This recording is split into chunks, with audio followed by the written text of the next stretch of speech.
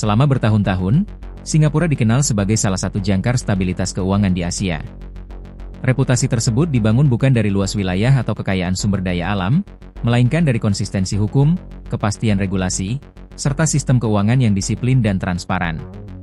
Faktor-faktor inilah yang menjadikan Singapura tujuan utama pengelolaan kekayaan global, khususnya bagi investor dan individu bernilai kekayaan tinggi. Namun dalam beberapa waktu terakhir, dinamika tersebut mulai mengalami perubahan. Sejumlah laporan dan pengamatan pelaku industri menunjukkan adanya perlambatan arus masuk kekayaan ke Singapura, terutama dari kelompok individu superkaya yang selama ini menjadi bagian penting dari ekosistem keuangan negara tersebut. Perubahan ini tidak terjadi secara tiba-tiba atau disertai gejolak pasar yang mencolok. Tidak ada krisis finansial terbuka maupun penurunan tajam indeks ekonomi. Pergerakan berlangsung perlahan dan relatif senyap, ditandai dengan relokasi aset, pemindahan kantor keluarga, family office, serta restrukturisasi pengelolaan kekayaan ke yurisdiksi lain. Salah satu titik balik penting adalah terungkapnya kasus pencucian uang berskala besar yang dikenal sebagai kasus Fujian, dengan nilai transaksi yang disebut mencapai miliaran dolar AS. Kasus ini menjadi perhatian internasional karena terjadi di negara yang selama ini dikenal memiliki standar pengawasan keuangan yang ketat. Menanggapi kasus tersebut, pemerintah Singapura dan otoritas keuangan bergerak cepat. Audit menyeluruh dilakukan terhadap lembaga keuangan, sementara bank-bank diperintahkan memperketat prosedur kepatuhan, termasuk penerapan prinsip Know Your Customer, KYC, dan anti pencucian uang, AML. Langkah ini dipandang sebagai upaya menjaga integritas sistem keuangan nasional.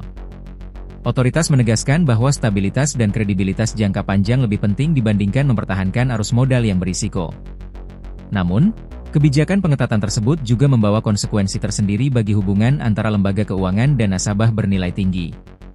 Sejumlah pelaku industri mencatat bahwa proses kepatuhan kini dirasakan jauh lebih mendalam dan ketat dibandingkan sebelumnya.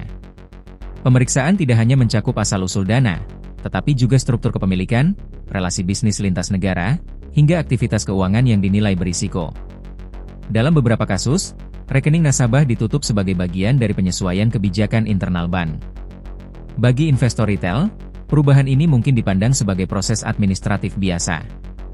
Namun bagi individu superkaya, kepastian, kejelasan prosedur, dan komunikasi yang transparan menjadi aspek penting dalam membangun kepercayaan jangka panjang. Selain faktor pengawasan keuangan, kebijakan Singapura terhadap aset digital juga mengalami perubahan signifikan. Sepanjang 2025, regulator memperketat aturan terkait kripto dan teknologi blockchain. Persyaratan perizinan diperluas, pengawasan aktivitas ditingkatkan, serta ruang gerak pelaku industri dipersempit. Pendekatan ini diambil untuk mengurangi risiko sistemik dan melindungi stabilitas keuangan.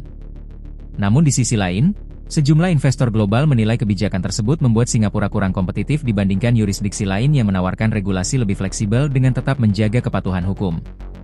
Dalam konteks global, para pemilik kekayaan besar memiliki beragam pilihan lokasi pengelolaan aset. Beberapa negara dan wilayah lain mulai meningkatkan daya tariknya. Hong Kong, yang sempat mengalami penurunan minat dalam beberapa tahun terakhir, kini kembali menawarkan kemudahan bagi investor besar. Dubai juga muncul sebagai alternatif dengan kebijakan pajak rendah dan pendekatan pro-investasi. Jepang pun mulai dilirik berkat stabilitas ekonomi dan lingkungan regulasi yang relatif konsisten. Dampak dari dinamika ini mulai terlihat pada sejumlah sektor. Proyeksi kedatangan individu dengan kekayaan tinggi ke Singapura dilaporkan menurun signifikan dibandingkan periode sebelumnya. Pasar properti mewah menunjukkan perlambatan, sementara firma hukum dan perusahaan pengelola kekayaan menghadapi persaingan yang semakin ketat. Meski demikian, Singapura tetap mempertahankan posisinya sebagai salah satu pusat keuangan utama dunia. Infrastruktur keuangan yang matang, sistem hukum yang kuat, serta stabilitas politik masih menjadi keunggulan utama yang sulit ditandingi.